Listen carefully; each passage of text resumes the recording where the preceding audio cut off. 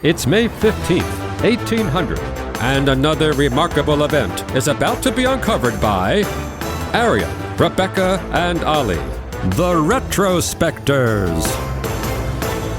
If you had narrowly dodged a mystery shooter's bullet mere hours before, you probably wouldn't be in the mood to go to the theatre that evening. But George III was made of sterner stuff today in history in 1800 when he shrugged off a possible assassination attempt in Hyde Park and turned up at the Theatre Royal Drury Lane to take his mind off the day's events by enjoying London's hottest comedy. And then a gun went off.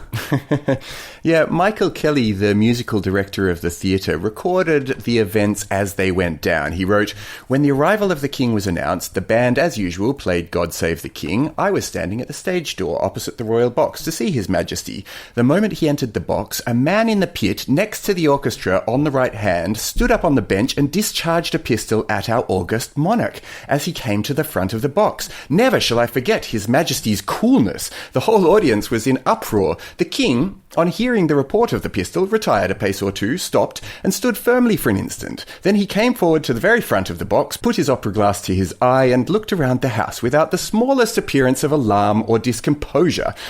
So he just really recorded that the king was cool as a cucumber on this day. Well, second time in a day, like Rebecca said, that he's been shot at. I suppose so. It's old hat now. I mean, we'll get to who the man was that stood up and shot him in a moment, but let's just firstly explain why anyone might have wanted to kill George III. Look, if you're an American listening to this in particular, he does feature quite repeatedly in the Declaration of Independence, which is essentially a large document continuously slagging him off.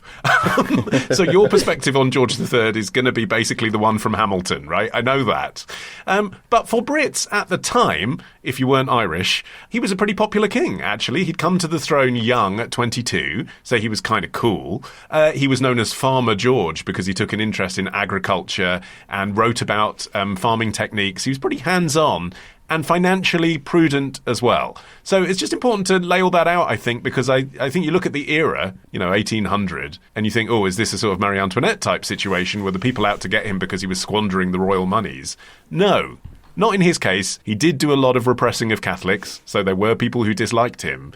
But actually, most of the British people were fans of the king and were distressed to see someone try and shoot at him. Yeah, I mean, one of the reasons that George may have been a little cool in the firing line was that this was not the first attempt on his life. In 1786, a mentally ill woman called Margaret Nicholson attempted to stab him.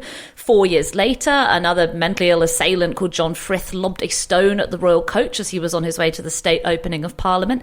And the attempt that had supposedly happened earlier on this day may or may not have actually been an assassination attempt. So it happened at this point with 40 years to what would eventually be a 60-year reign. And George was at Hyde Park to review the troops of the Grenadier Guards. And as they fired off a volley of supposed blanks, a Navy office clerk called Olly, who was 23 feet away from the king, sank to the ground.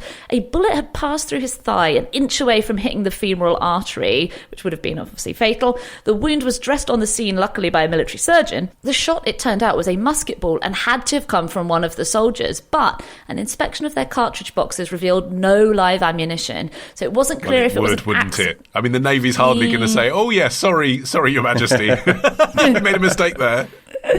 Yeah, well, this is the thing. It's like they weren't able to find any other live ammunition. So if someone had accidentally mixed up live rounds with blanks, then you would have found more live rounds. It's interesting that it was just that one bullet. Anyway, it wasn't clear if it was an accident, but it was widely feared to have been deliberate, partly because of previous assassination attempts. But George himself believed that it was an accident, and he actually stayed for the rest of the review. He was like, fire off some more rounds. I'm sure it won't happen again. And he did the exact same thing later that day by continuing to stay and watch the performance rather than just going home, which you'd think is what your average monarch might do. But, in the chaos and confusion, the orchestra seized the perpetrator, who was an ex-soldier named James Hadfield, who was also later judged insane. It seems like that is a common theme that runs through this whole business with would-be assassins of King George III. And they dragged him into the music room under the stage, where he was examined by the Duke of York, Richard Brinsley Sheridan, who was the theatre's manager, and Sir William Addington, who was a Bow Street magistrate. That's Sheridan as in Sheridan the playwright, who we've done an episode about before, right? Like, most famous playwright of the era. This is like Andrew Lloyd Webber attending to King Charles after he's been shot. It's true. And meanwhile, upstairs, the audience is demanding that Hadfield should be brought onto the stage.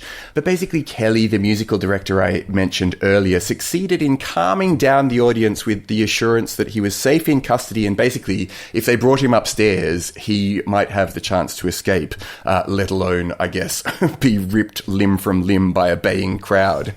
And when the shots were being fired, the Lord Chamberlain, who was with George in the box, tactfully suggested that the king retire from the firing line, to which he supposedly replied, "You discompose me as well as yourself. I shall not stir a step."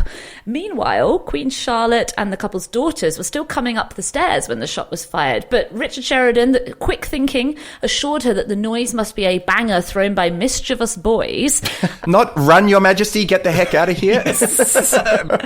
But by this point, against all the odds, the whole royal family were in the box. The audience had been calmed and the show was able to go on. Although, as Kelly notes, never was a piece so hurried over, for the performers were all in the greatest agitation and confusion. Yes, I can imagine. Well, when Hadfield was being detained, he'd stated, quote, "It is not over yet. There is a great deal more and worse to be done."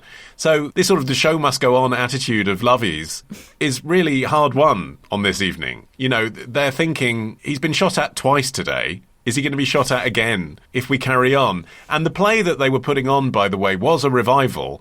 George III could have gone home and read it if he was really worried about what happens next.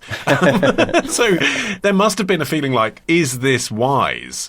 If you're wondering why Hadfield's gun didn't hit George, I mean, yes, we've said that he was declared insane. He'd been discharged from the army for lunacy, but he was, in the army, a decorated soldier, fought in Flanders in the 15th Light Dragoons Regiment. How did he miss his target?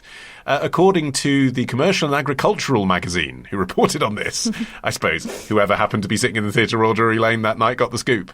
Mr. Holroyd of Scotland Yard had the good fortune to raise the arm of the assassin so as to direct the contents of the pistol towards the roof of the box. So again, it's actually sort of luck that there was a police officer right by Hadfield as he took his gun out who predicted what was about to happen. And it must have been hugely unsettling, that this was just a lucky escape and that the assassin has warned us there's more to come. Well, it might also have been the fact that James Hadfield wasn't at the height of his powers at this stage. He'd actually sustained severe injuries in the Battle of Tourking in 1794. But before his capture by the French, he was struck with 8 sabre blows to the head, leaving lasting scars, both physical and psychological.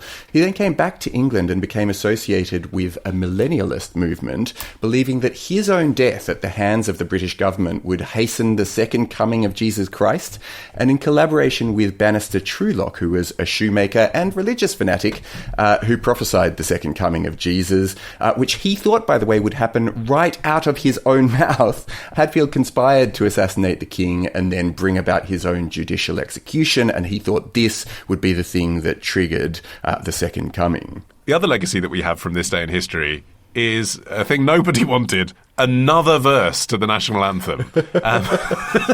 Because in tribute to the King's resilience, on the night, Sheridan wrote an extra verse, which he then came out and sang.